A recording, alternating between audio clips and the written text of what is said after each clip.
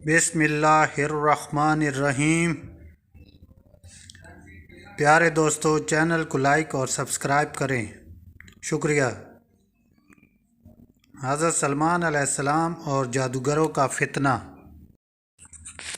یہود پر جب اخلاقی اور مادی انحطاط کا دور آیا تو انہوں نے تورات اور اس کے احکاموں کو پس پشت ڈال دیا اور جادو ٹونے، طلسمات، عملیات اور تعویذ گنڈوں کے پیچھے پڑ گئے اور ایسی تدبیریں ڈھونڈنے لگے جس سے محنت و مشقت کے بغیر محض پھونکوں اور منتروں سے سارے کام بن جایا کریں۔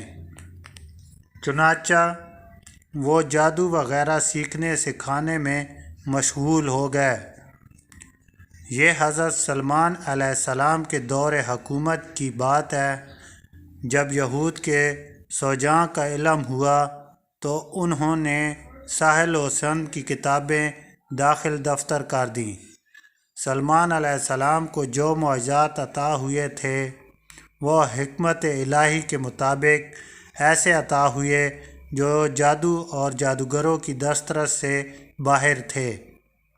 مثلاً اللہ تعالیٰ نے تمام سرکش جنوں کو آپ کے تابع کیا تھا اور حضرت سلمان علیہ السلام ان جنوں سے سخت مشقت کا کام لیا کرتے تھے۔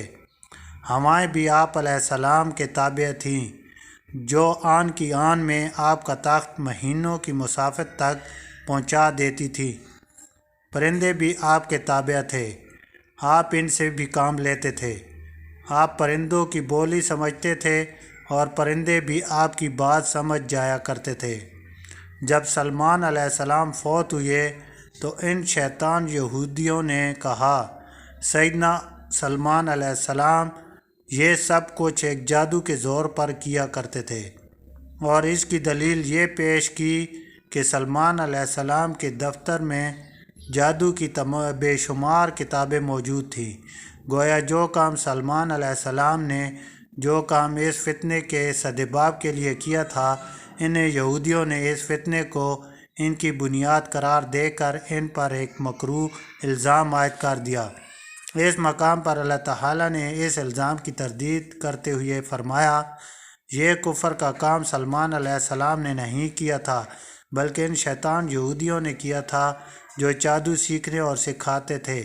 سلمان علیہ السلام کے جادو کو روکنے کے لیے اس اقدام کے بعد اللہ تعالیٰ نے یہود کے ایک دوسرے طریقے سے آزمائش فرمائی، اور وہ یہ تھی کہ بابل شہر جو جہاں آج کل کوفہ ہے، دو فرشتوں ہاروت اور ماروت کو پیر و فقیروں کے بھیس میں نازل فرمایا، اور اس آزمائش کا مقصد یہ تھا کہ آیا ابھی تک یہود کے ذہن میں جادو اور ٹونے ٹوٹکے کی عقیدت اور محبت زائل ہوئی ہے یا نہیں۔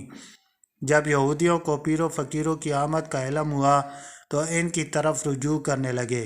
ان فرشتوں کو حکم دیا گیا تھا کہ اگر تمہارے پاس کوئی شخص ٹونے ٹوٹکے کے سیکھنے کے لیے آئے تو پہلے اس کو اچھی طرح خبردار کر دینا کہ یہ ایک غلط کام ہے اور ہم محض تمہارے امتحان کے لیے آئے ہیں، لہٰذا تم اس کا ارتکاب مت کرنا۔ پھر بھی اگر کوئی سیکھنے پر اصرار کرے تو اسے سکھا دینا۔ چنانچہ جو لوگ ان کے پاس جادو سیکھنے آئے، فرشتے اسے اچھی طرح خبردار کرتے، لیکن وہ اس کفر کے کام سے باز نہ آئے اور سیکھنے پر اصرار کرتے، اور ایسے ٹونے ٹوٹکے سیکھنے والوں کا فرشتوں کے ہاں ہجوم لگا رہتا۔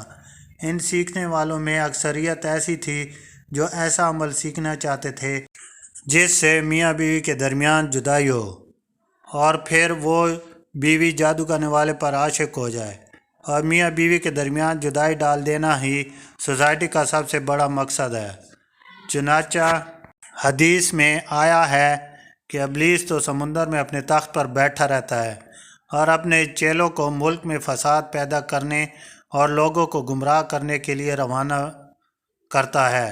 شام کو یہ سب ابلیس کے حضور جمع ہو کر سب اپنے اپنے کارنامے بیان کرتے ہیں۔